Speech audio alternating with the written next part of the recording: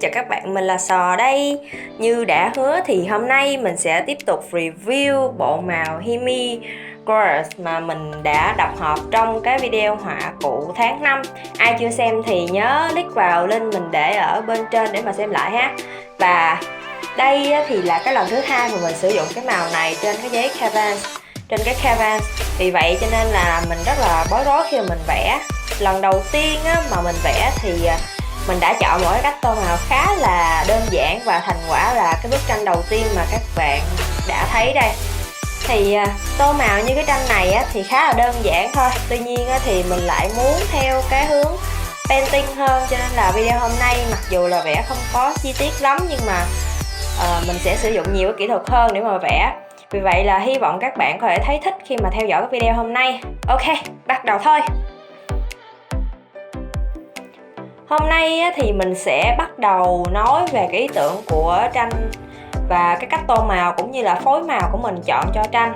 Mặc dù là không có rep comment của các bạn thường xuyên, tuy nhiên là mình vẫn đọc comment mỗi sáng. Vì mình thấy nhiều bạn muốn mình vẽ nam ấy, vì vậy hôm nay là mình đã vẽ một cái tranh character nam theo như yêu cầu của các bạn. Cái ý tưởng phát thảo cho cái tranh này thì là một cái chàng trai đang thổi bong bóng và dĩ nhiên là background nó sẽ có bong bóng xung quanh. Với một cái tranh mà nó không có quá cầu kỳ như thế này thì mình sẽ ưu tiên sử dụng cái cách dùng màu và phối màu để làm nổi bật cái tranh lên. Mình vừa tập tô thôi cho nên là vẫn còn hơi nhát tay. Tranh hôm nay thì vẫn chưa có đạt yêu cầu của cá nhân mình lắm. Màu sắc thì vẫn còn khá là nhạt, chưa đủ độ dày và mịn mượt, nên là vẫn còn thấy các vân vải khá là rõ. Hôm nay thì mình vẽ trên toan hay là canvas. Cái loại này khi vẽ thì sẽ cảm thấy an tâm hơn, bởi vì mình di cọ nhiều lần mà không có sợ bị tróc vân giấy. Nói về cái màu sắc hôm nay thì mình phối màu theo cái tông màu chủ yếu là thiên về tông màu pastel, nên là khi pha màu mình tốn khá là nhiều màu trắng. Vẽ như thế này thì công nhận là màu trắng rất là mau hết các bạn. Vì vậy cho nên là nếu như mà bạn nào mà có mua cái bộ màu Himi cái bộ 16 thì sẽ có đến 2 màu trắng. Như mình đã nói thì cái tranh của mình thì mình vẫn chưa có hài lòng về màu sắc. Nếu như mà mình mạnh tay hơn thì chắc là cái tranh nó sẽ trông nó sẽ đậm màu hơn. Và cái cách tô màu của mình hôm nay thì cũng thiên về painting nhiều hơn. Mình sẽ sử dụng nhiều cái màu để mà tả một cái mảng và sẽ hòa màu lại với nhau sao cho nó mượt mà nhất có thể, giống như là các bạn vẽ Digi vậy đó. Nhưng dĩ nhiên là một cái người mà chưa quen vẽ cái dạng này như mình thì vẫn còn cần phải học hỏi và luyện tập nhiều hơn. Nếu như mà mình chỉ tô đơn giản đắp lớp layer như cái bức tranh đầu tiên thì sẽ dễ hơn, nhưng mà mình vẫn muốn tăng cái độ khó lên một tí. Một vài bạn thì đã có comment hỏi mình là khi mà tô màu này thì mình có pha nước hay không. Và dĩ nhiên là có, nhưng mà với một cái lượng nó khá là ít, đủ để màu có thể tô lên mà không bị loãng như màu nước, nhưng mà vẫn có thể tô màu lên mượt mà. Với Himi thì màu để lâu trong không khí nó sẽ dần bị khô lại theo thời gian. Nếu như mà màu bị khô quá rồi thì cần phải dùng một cái lượng nước để mà hòa ra rồi mới tô được. Còn những cái màu tô khác dạng tuyết không cần thiết lắm, bởi vì cái màu trong tuyết nó sẽ không bị khô. Những cái màu dạng tuyết này thì các bạn có thể tham khảo những cái màu của các hãng như là Marie nè, hoặc là Hobin nè, đấy vân vân chẳng hạn.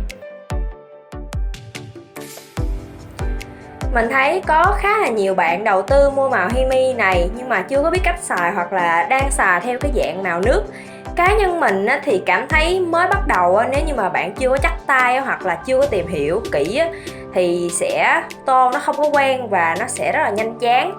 Bởi vì Gorak thì đòi hỏi bạn có kỹ năng tô màu khá là chắc tay rồi hẳn thử. Tô màu thì cũng cần sử dụng những cái loại cọ lông nhân tạo, chứ không thể nào mà mình dùng những cái cọ chuyên tô màu nước để mà tô. Như ở trong cái video mà các bạn có thể nhìn thấy là mình có khá là nhiều những cái cây cọ đầu nhọn bằng nhựa để mà tô. Bởi vì cái loại cọ này nó sẽ ít bị toe và dễ vệ sinh, cũng như là nó sẽ bền khi mà tô màu. Với cái đầu cọ cứng cáp thì sẽ dễ điều khiển chất màu đặc hơn. Ngoài cái cọ nhọn thì bạn cũng có thể đầu tư những cái loại cọ vuông nè, cọ tròn để mà tô màu, nếu như mà bạn muốn tô những cái mảng màu nó lớn và nó đa dạng hơn ha.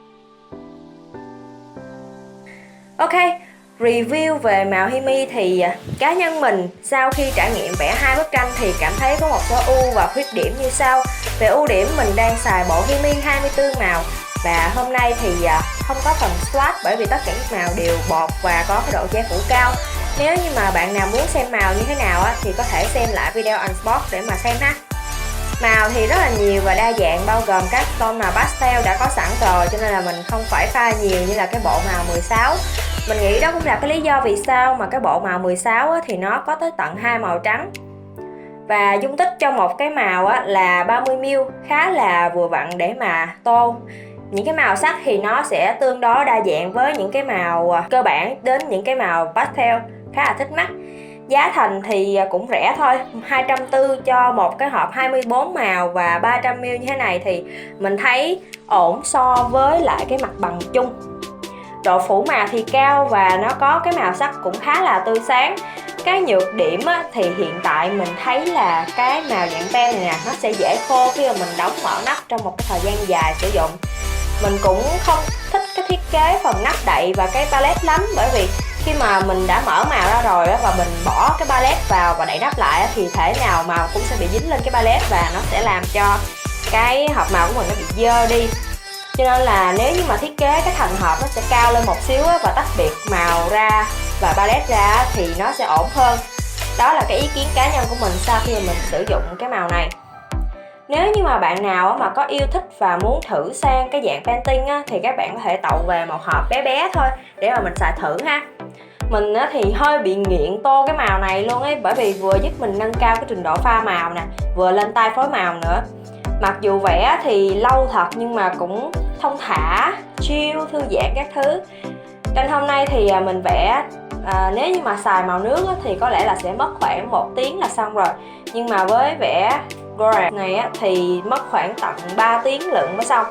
Mất thời gian thì nó ở cái chỗ là pha màu và lên màu sao cho nó mịn màng và đều nữa các bạn. Một phần nữa là mình cũng chưa quen tay để mà mình tô nhanh hơn được nữa. Cho nên là hy vọng là trong tương lai thì mình sẽ có một cái tranh nào nó đẹp hơn để mà chia sẻ với các bạn ha. Hôm nay thì mình đã nói về review hơi bị nhiều rồi nha. Chắc là cũng là vì lần đầu tiên mà mình nghiêm túc mà vẽ, cho nên là sẽ có nhiều chuyện để mà chia sẻ với các bạn và hy vọng là các bạn sẽ không thấy chán. Bởi vì mình muốn những cái video của mình giúp các bạn xem thư giãn cũng như là nghe mình tâm sự và chia sẻ về cuộc sống nhiều hơn. Đó là lý do vì sao mình hay nói chuyện với các bạn về những cái chuyện mà tào lao trên trời dưới đất đó. Tuần này thì mình muốn chia sẻ với các bạn câu chuyện về cơ hội. Thì có rất là nhiều cơ hội đến với mọi người chúng mình dù muốn hoặc không. Dùng từ cơ hội có nghĩa là nó sẽ đi theo một cái hướng tích cực nào đó. Mình thì đã có rất là nhiều cơ hội, cũng như là có những cái cơ hội mình đã bỏ qua, và cũng như là có những cái mà mình đã biết chấp lấy và quyết tâm thử một lần xem như thế nào. Khi mà mình lên đại học thì mình đã thử ứng cử vào cái vị trí lớp trưởng, dù bản thân mình thì chưa từng có kinh nghiệm trước đây. Mới bắt đầu thì dĩ nhiên là có nhiều cái khó khăn, nhiều cái chưa quen bỡ ngỡ, nhưng mà lâu dần thì mình cảm thấy mình có được nhiều cái lợi ích hơn. Mình thì không phải là một người dễ hòa nhập, nhưng mà chính cái cơ hội làm lớp trưởng này đã giúp cho mình trưởng thành và có cái trách nhiệm hơn với một cái tập thể. Sau đó thì mình tiếp tục ứng cử vào những cái vị trí trong ban chấp hành đoàn khoa và gặp gỡ nhiều người, có cơ hội tổ chức một cái sự kiện cấp khoa, cấp liên khoa và cấp trường.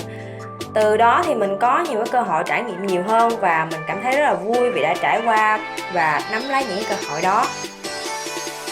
Câu chuyện mà mình làm YouTube này cũng vậy. Lúc đầu thì mình chỉ đăng những cái video lên chơi mà thôi. Sau 1 đến 2 video đầu tiên thì mình đã bỏ không làm nữa khoảng nửa năm. Những cái video đầu tiên của mình thì chỉ là làm chơi thôi và không có đầu tư gì cả. Và mình bắt đầu nghiêm túc làm video hơn khi mà thấy những cái video đó có những cái comment và những cái tương tác từ mọi người. Mình tiếp tục làm video, cố gắng và cải thiện chất lượng các video nhiều hơn, tốt hơn. Và dĩ nhiên là cái sự cố gắng của mình nó đã được đền đáp khi mà mình có cơ hội vào network và phát triển kênh từ những cái con số lẻ đến bây giờ. Coi như là cái việc làm video này nó giống như là một cái công việc và một cái niềm đam mê tiếp theo mà mình cần phải chinh phục vậy đó các bạn. Và mình cũng có nhiều cơ hội hơn khi mà mình được hợp tác với các cái shop và được làm cộng tác viên để mà mình trải nghiệm, cũng như là đem đến cho các bạn những cái video ngày càng tốt hơn đó. Và đấy chính là động lực để mà mình làm những video tốt hơn mỗi ngày. Có lẽ vì hôm nay á, mình viết cái kịch bản nó khá là tâm trạng và cũng như là nó sẽ xớ xúa hơn mọi lần. Nhưng mà mình mong là các bạn sẽ nắm lấy những cơ hội đang có ở trước mắt các bạn. Bởi vì mỗi cái cơ hội đưa ra thì đều có thể đem lại cho bạn nhiều cái trải nghiệm thú vị hơn. Cảm ơn các bạn vì đã nghe mình nói chuyện dài dòng như vậy. Thì video hôm nay sẽ kết thúc ở đây. Hẹn gặp lại các bạn ở một cái video mới. Nhớ like, share và nhấn nút subscribe cho kênh của mình nha. Bye bye.